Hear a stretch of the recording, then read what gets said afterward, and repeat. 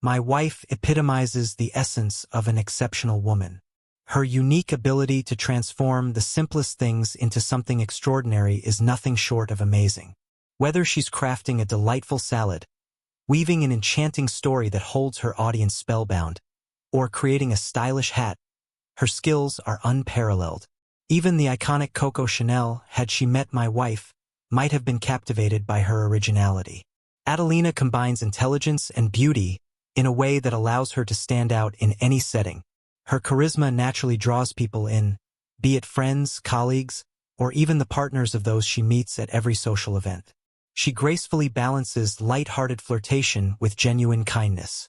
Her keen intellect and refined elegance are tools she uses masterfully, consistently achieving whatever she sets her sights on. While others might envy my position, I feel nothing but immense pride to have such an extraordinary woman by my side. Even her name, Adelina, reflects her authenticity and brilliance. When we first met, she was a specialist at an insurance company. Over 6 years, her dedication and work ethic led her to oversee the company's internal network development, achieving remarkable success. Recognizing her talent, the company promoted her to lead the regional sales department. I often call her business as a term of endearment because she excels in every area of her life. From keeping our home impeccably organized and nurturing our relationship to thriving professionally, she seems to handle it all effortlessly. When her company organized a quarterly report meeting paired with a corporate party, Adelina couldn't decline, even though she preferred to spend the evening at home. As head of the sales network, her attendance was crucial. She had a prominent role in the event, tasked with both formal presentations and informal networking.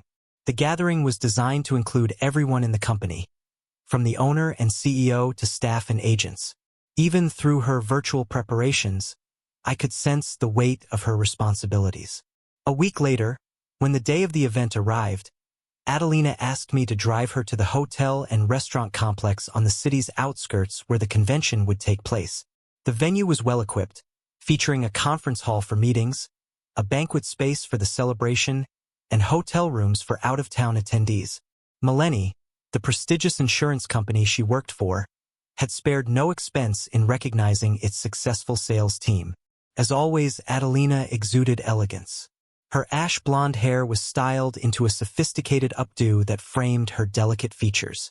She wore a sleek black dress that accentuated her graceful figure, perfectly blending professionalism with allure.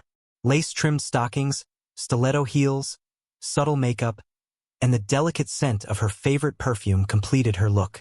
When we arrived, the venue was lavishly decorated with plush carpets, festive balloon arrangements, and promotional banners.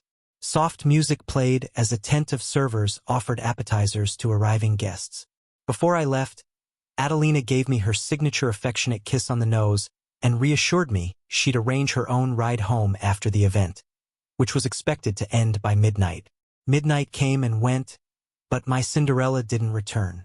Hours passed, and while her phone notification suggested the party was still ongoing, an uneasy silence settled over me.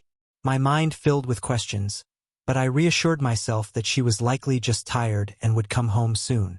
With that thought, I drifted into a restless sleep, unaware of the turmoil quietly brewing. 3 nights later, I awoke abruptly. The dim light of the clock read just after 4 a.m. As the first glow of summer dawn began to fill the room, I turned toward my wife.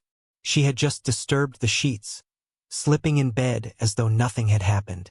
While I remained groggy and unsettled, instinctively I reached out to cover her, but the sight before me left me stunned. There she was, sprawled across the bed, her purse, phone, and high heels scattered haphazardly on the floor. One stocking had slipped down to her knee while the other was clutched tightly in her hand. Her usually impeccable hair was a disheveled mess, as if she had just walked out of a whirlwind. Most unsettling of all was the absence of any undergarments beneath her dress, which now revealed far more than it should have. I tried to make sense of it, but the complete lack of undergarments puzzled me. While it's not uncommon for such items to go missing discreetly, their total disappearance defied logic. For a fleeting moment, I was tempted to confront her, a comic vision of Nicholas from a slapstick movie flashing in my mind. But I quickly realized that any attempt to get a coherent explanation from her in her current state would be futile. Determined to uncover the truth, I began retracing her steps like a detective following a lead. Yet, within the confines of our home, I found nothing out of the ordinary. No evidence, no clues. Only a framed diploma celebrating Adelina's impeccable work ethic and outstanding achievements. Despite my efforts, the events of that night remained shrouded in mystery. Frustrated, I chain-smoked nearly 2 packs of cigarettes and downed half a can of coffee. My mind raced through countless scenarios, all leading to the same heartbreaking conclusion. My wife, Adelina, had been unfaithful. Desperate for answers, I confronted her directly, but her replies were fragmented and vague.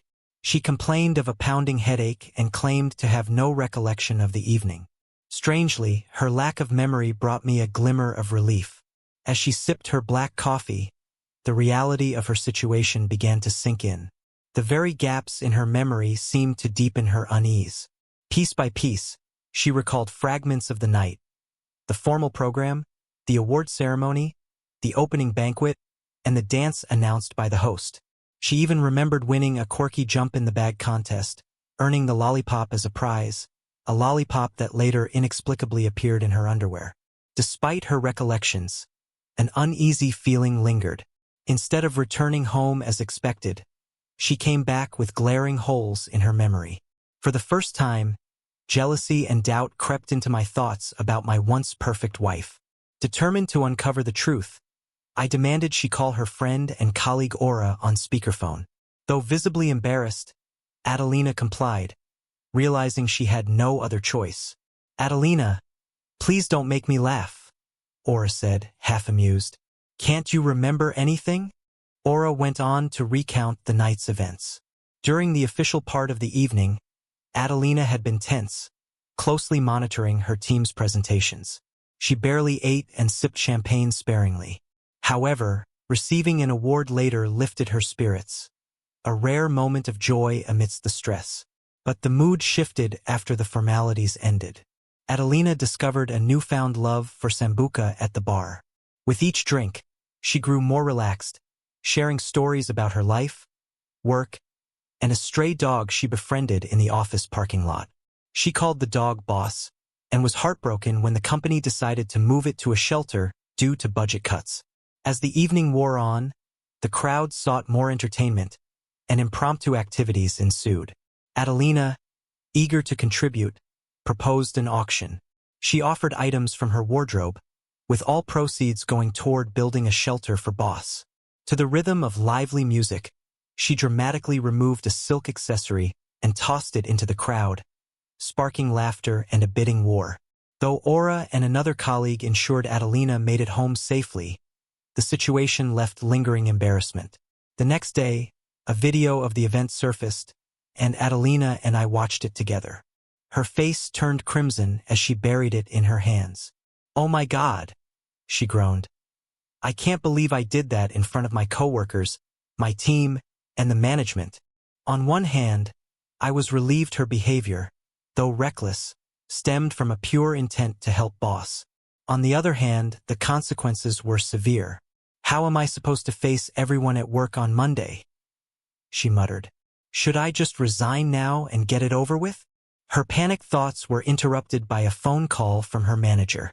"Adelina," the voice began, "did you forget something last night? There's an offer on the table to purchase your auction items.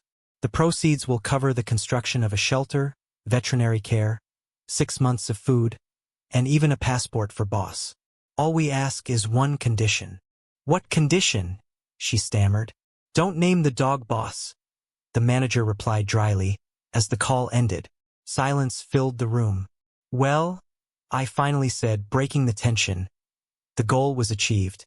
As they say, all's fair in love and war." Adelina managed a faint smile, though embarrassment lingered. She seemed comforted by the outcome.